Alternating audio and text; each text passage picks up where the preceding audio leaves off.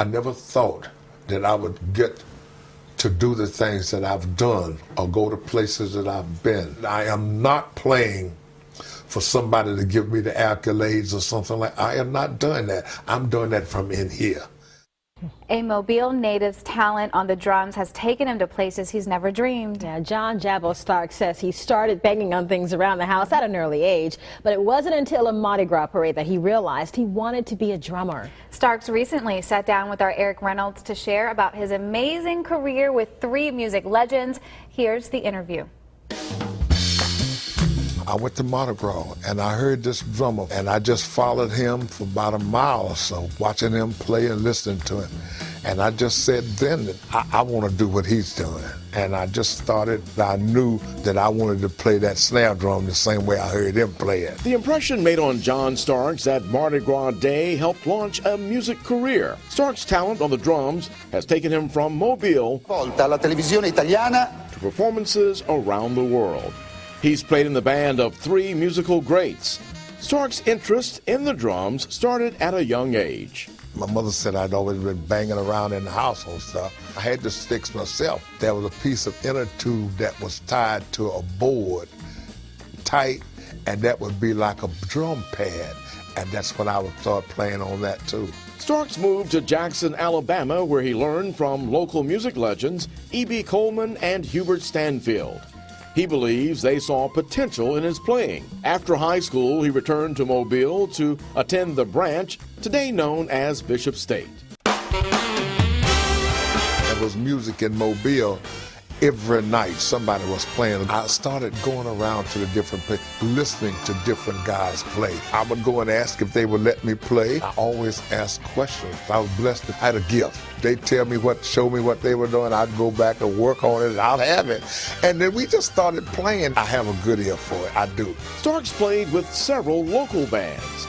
At 18, he was asked to join the Castanets. At one Mobile performance, the band backed up blues great Bobby Bland. In the 60s, if you talk about blues, Bobby Bland was in the blues. They were looking for a band. They didn't want to go, but then they called back and said, you think that drummer wants to go? And I said, that was it. I pack up, I wanted to go. Everybody in the band was older than I was. Those guys helped to teach me a lot of stuff that I didn't know. Musically, I had one of the best times playing with Bobby Bland. His drumming caught the attention of another music legend, James Brown. Anytime he was anywhere near, he would send one of his people to talk to me and ask me if I wanted to come and play with him. James was not a blues artist. He was close to a rock and roll. James kept after me. Starks was having fun. Money was not an issue. But things changed in 1962. My wife and I had our first child. Then it became a business with me. I had a family. He asked Bobby Bland for a salary, but Bland's record company said no. James Brown asked me again and said, I'll double whatever they think they can give you. I said, well, I have to have a salary per week. He said, that's nothing, I'll take care of it. With James, there was a complete difference. I had to adjust my way of playing to his style of music. It was an exciting time because everything was built around James. When he hit the stage, the man, it was phenomenal. With James, it was always upbeat, just a driving force. And he had that energy for it, and that band had to have the energy behind him. Stark spent 12 years with James Brown making hit music, traveling the world, sold out concerts, even 2 movies. After that, I went with B.B. King for 6 years. I played the blues, then I played James, then I go back to playing the blues. It was a good gig with B.B., but it was not the type of blues gig that I was playing with Bobby Bland. You can hear the difference in the blues singing because with B.B., it was strictly him in front with his guitar. It was a good experience. I enjoyed working with him. It all started roughly 60 years ago, and Starks is still drumming today. I started playing in the church after I came off the road. I'm giving back, I think, because the Lord has blessed me. I never dreamed, I never thought that I would get to do the things that I've done or go to places that I've been. And I am not playing for somebody to give me the accolades or something like that. I'm doing that from in here.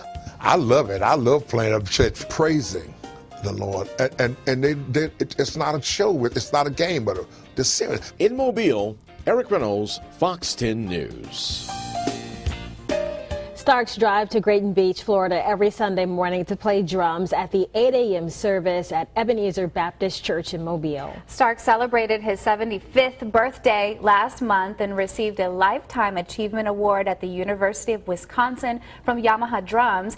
And if you're ever in Grayton Beach, you can catch John Jabo Starks still playing his drums several days a week at the Piccolo Restaurant and Red Bar. Something to keep in mind.